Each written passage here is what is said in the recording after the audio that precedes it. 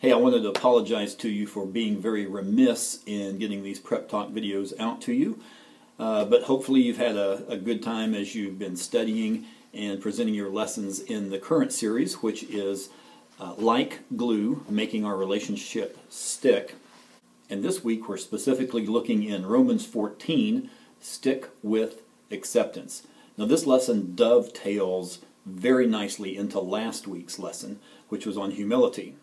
Now there's just a couple of points that I want to emphasize to you here today. Let's look at verse 14 out of Romans 14. It says, I am convinced, being fully persuaded in the Lord Jesus, that nothing is unclean in itself. But if anyone regards something as unclean, then for that person it is unclean. I want to emphasize that there are two things that this verse is not saying. It's not giving a green light for situational ethics, which is the thought that the situation that you're in defines what is right and what is wrong. No, that's not the case. Similarly, it's not saying that everything is okay unless it makes somebody else uncomfortable. It's not saying that either. This section that we're looking at in Romans 14 deals with eating. What we eat and what we drink. And we see that specifically if you look in verses 2 and verses 12. Now this thought is complemented in another one of Paul's writings in 1 Corinthians, specifically in chapter 8. Now 1 Corinthians chapter 8 is too long for us to read here, so I want you to read that on your own. And you'll see that Paul is addressing the question of meat being sacrificed to idols in that chapter.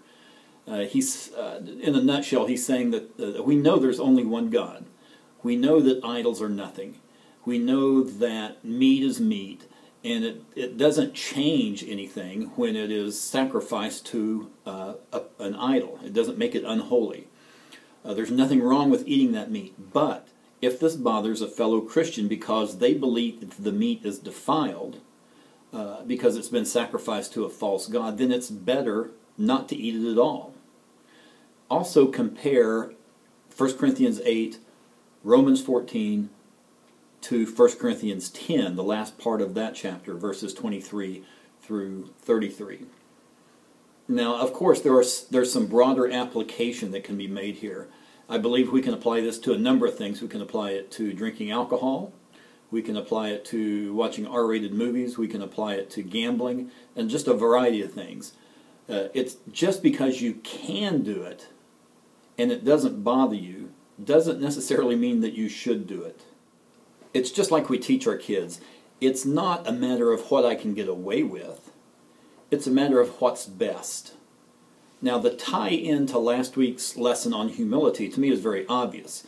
Just as was in last week's lesson, we're to look out not only for our own interest but for the interest of others.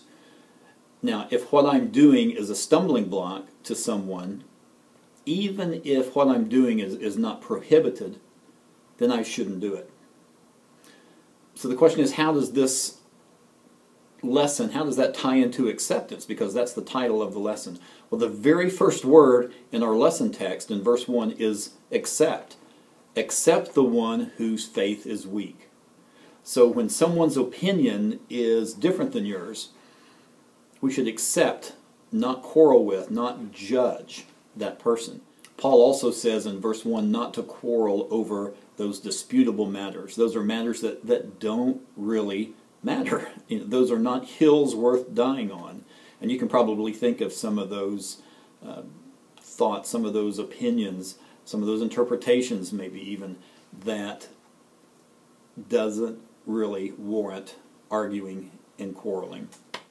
Now remember what I said earlier, that this lesson, especially that verse 14, does not give a green light to situational ethics. It does not say, if you think it's right for you, then do it. It does not say that. It says, if you think it's wrong for you, don't do it. There's a big difference there. Next week we're going to be looking at a new unit. It's called Be Strong and Courageous. It's everyday leadership from the book of Joshua.